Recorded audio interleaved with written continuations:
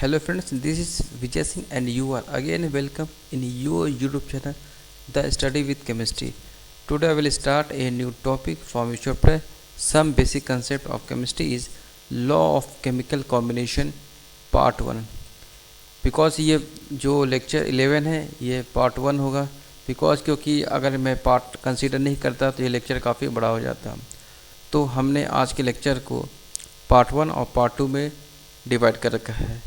तो पार्ट 1 में हम देखेंगे लॉ ऑफ केमिकल कॉम्बिनेशन के कुछ इम्पोर्टेंट पार्ट कवर करेंगे। तो आइए स्टार्ट करते हैं आज के लेक्चर के सबसे पहले टॉपिक, क्योंकि टॉपिक के कंटेंट को हम डिस्क्राइब पहले करते हैं क्योंकि उससे ही टॉपिक के क्लियरेंस का ऑब्जर्वेशन होता है। तो सबसे पहले हम देखेंगे कि लॉ ऑफ केमिकल कॉम्बिनेशन होते क्या हैं और इसके टाइप्स देखेंगे। ओके, तो आइए स्टार्ट करते हैं law of chemical combination.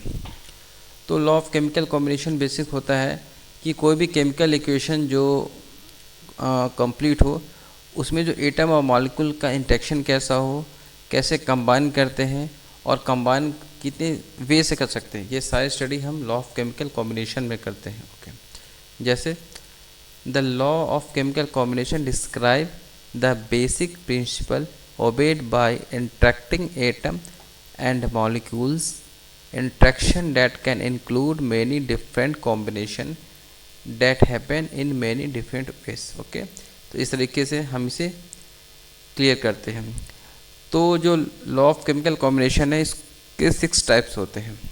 Okay, जिसमें से 3 टाइप्स को हम देखेंगे और 3 टाइप्स को हम अगले लेक्चर में देखेंगे। फर्स्ट है law of conservation of mass, second law of different proportion, third law of multiple proportion. इसे आज की क्लास में देखेंगे पार्ट 1 में। And next law of reciprocal proportion, Gay Lussac's law of gases volume and Avogadro hypothesis, इसे हम lecture 2 में consider करेंगे। तो आइए स्टार्ट करते हैं the law of conservation of mass. तो law of conservation of mass ये एक्सप्लेन करता है कि अगर कोई केमिकल रिएक्शन कंप्लीट हो रहा हो, सपोज कोई रिएक्टेंट है A + B गिव्स कर रहा है C + D, तो रिएक्टेंट का जितना अमाउंट होगा प्रोडक्ट का भी अमाउंट उतना ही होना चाहिए, तो जिससे कि इसका जो नेट चेंज होगा वो 0 होना चाहिए। तो इस तरीके से इस लॉ को हम बोलते हैं law of conservation of mass. Okay, the law of conservation of mass state that net change in mass of the reactant and product before and after in a chemical reaction is 0. Okay, this means mass can neither be created nor be destroyed. In other words, the total mass in a chemical reaction remain constant. Okay, ये law किसने दिया था? Antony Lavoisier ने 1789 में दिया था। Okay, तो इस तरीके से हम इसे कंसिडर करते हैं। अब इस टॉपिक को हम थोड़ा एग्जांपल से क्लियर करेंगे।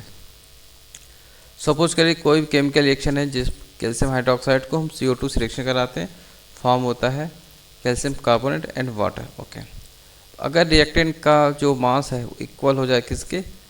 प्रोडक्ट के मास के, तो हम कह सकते हैं कि लॉ ऑफ कंजर्वेशन मास को फॉलो करता है। ओके, तो कैल्शियम हाइड्रोक्साइड का हमने मोलर मास निकाला 40 + 32 + 2 गिव्स 74। ओके, ऐसे CO2 का निकाला 44, कैल्शियम कार्बोनेट का निकाला 100 और H2O का निकाला 18।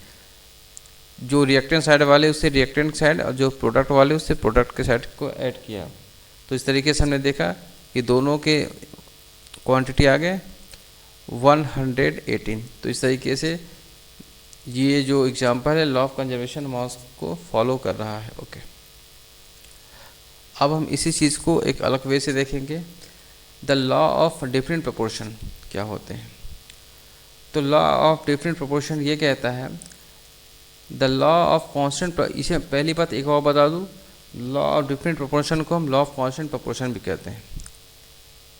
The law of constant proportion state that when A compound is broken the mass of constituent element remain in the same proportion in A compound, the element always present in a different proportion by mass. Okay, अगर कोई ये इस law के according अगर कोई chemical compound को हम break करेंगे तो उसके जो कंस्टिट्यूएंट एलिमेंट का जो मास होगा, ओके, वह जिस कंपोजिशन में बना होगा उसी कंपोजिशन में प्रेजेंट होगा।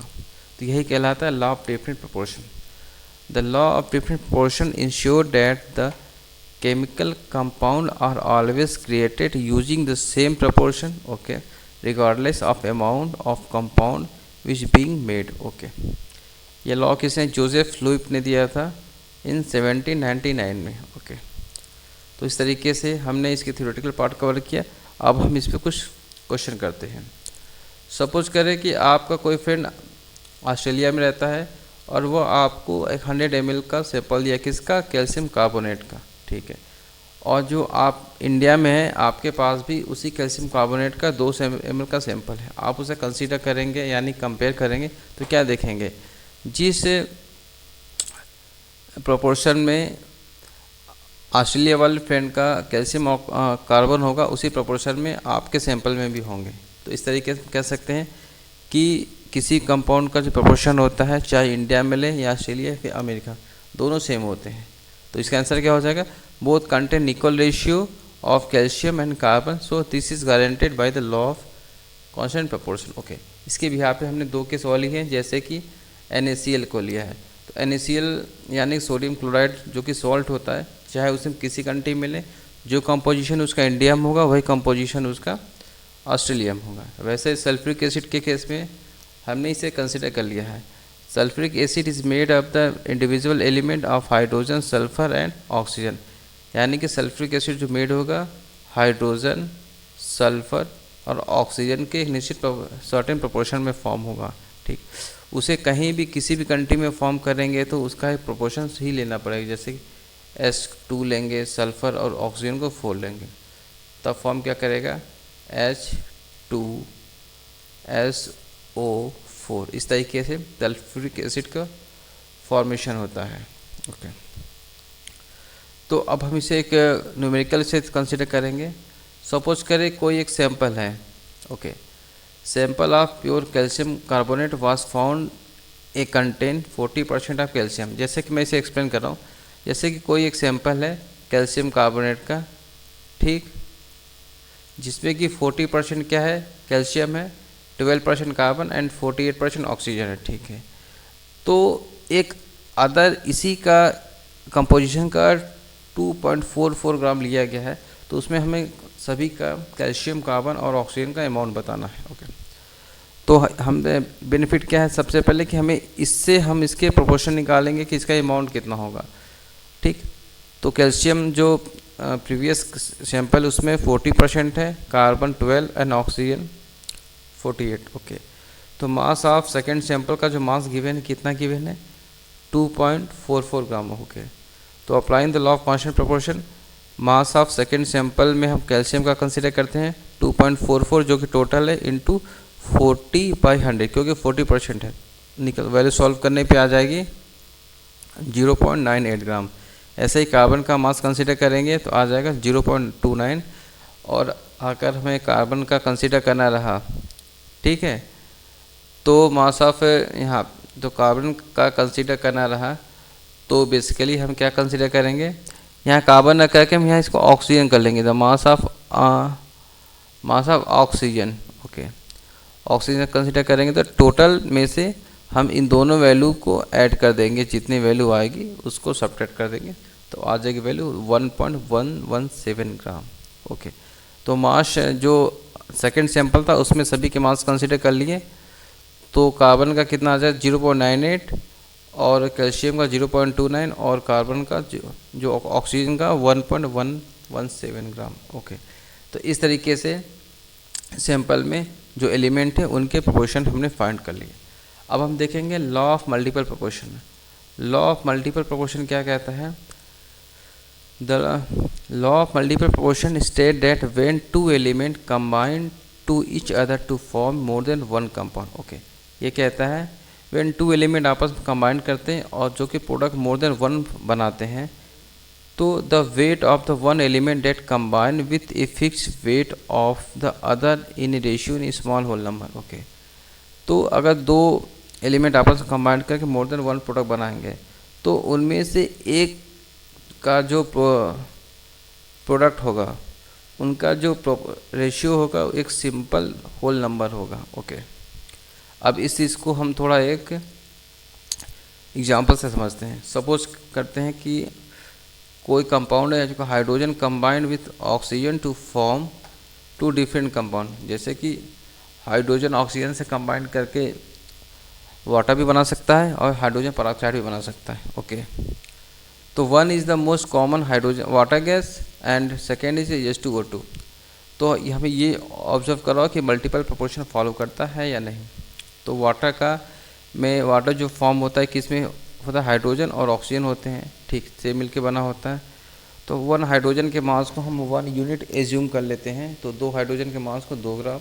ओके, वैसे ही ऑक्सीजन के 1 यूनिट को 1, तो ऑक्सीजन का जो मास होता है 16, तो इसे कहेंगे 16 ग्राम। ओके, ऐसे ही हाइड्रोजन पेरोक्साइड H2O2 में 2 हाइड्रोजन है तो 2 ग्राम और ऑक्सीजन 2 है 32 ग्राम। ओके, 32 कैसे आए, क्योंकि 16 × 2 करेंगे तो 32 आ जाएगा। ओके, तो इस तरीके से हमने ये देखा।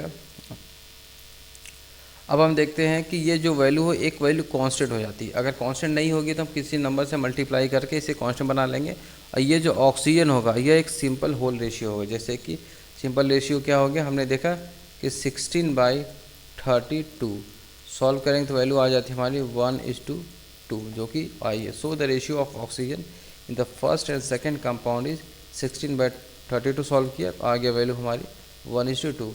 यानी कि जो सैंपल में जो ऑक्सीजन होंगे वह 1:2 के रेशियो में प्रेजेंट होंगे। ओके, एक और एग्जांपल देखते हैं। जैसे carbon combined with hydrogen to form a different compound. Okay, यानी कि जो कार्बन होगा ऑक्सीजन से कंबाइंड करेगा, ठीक, ऑक्सीजन कंबाइंड करके इस केस में हमने कार्बन और हाइड्रोजन लिया है क्योंकि हमने हाइड्रोकार्बन लिया है। तो इस केस में जो कार्बन हाइड्रोजन से कंबाइंड करके कुछ कंपाउंड बनाएगा जो कि मेथेन और एथेन भी बना सकता है। तो हमें इसमें फॉलो कराना है कि law of multiple proportion work कर रहा है या नहीं। तो ऐसे सिमिलर केस की तरह हमने मेथेन में हाइड्रोजन के मास को 4 ग्राम कर लिया और कार्बन को 12 ग्राम। ठीक, ऐसे ही कार्बन को एथेन वाले केस में 24 ग्राम, क्योंकि 2 × 12 करेंगे और हाइड्रोजन 6 है तो 1 × 6 यानी 6 ग्राम। देखें, अब हमें दोनों में से किसी एक को इक्वल करना होता है। तो इक्वल करना होता है तो हम इस वाले केस में हम मल्टीप्लाई करेंगे 3 से, इसमें मल्टीप्लाई करेंगे 2 से। तो 3 से मल्टीप्लाई करेंगे तो इस सारी इक्वेशन में 3 से मल्टीप्लाई हो जाएंगे, यानी कि 4 × 3 = 12 एंड 12 × 3 = 36। ओके, ऐसे ही सिमिलर करेंगे इसमें 2 से, तो 6 × 2 12 एंड 24 × 2 48। तो ये वैल्यू इक्वल हो गए। तो यानी इस 2 नंबर होंगे मेथेन और एथेन में जो कार्बन के जो नंबर होंगे उनमें एक सिंपल हो रेशियो होगा। 36/48 हो गया। So the ratio of carbon in the first and second compound is 36/48। Solve करेंगे तो वैल्यू आ जाएगा 3:4। तो इस तरीके से हमने देखा कि लॉ ऑफ मल्टीपल प्रोपोर्शन कैसे वर्क कर रहा है। बाकी सारी बातें इसके जो 3 अदर लॉ है हम पार्ट 2 में कवर करेंगे। तब तक के लिए थैंक यू वेरी मच।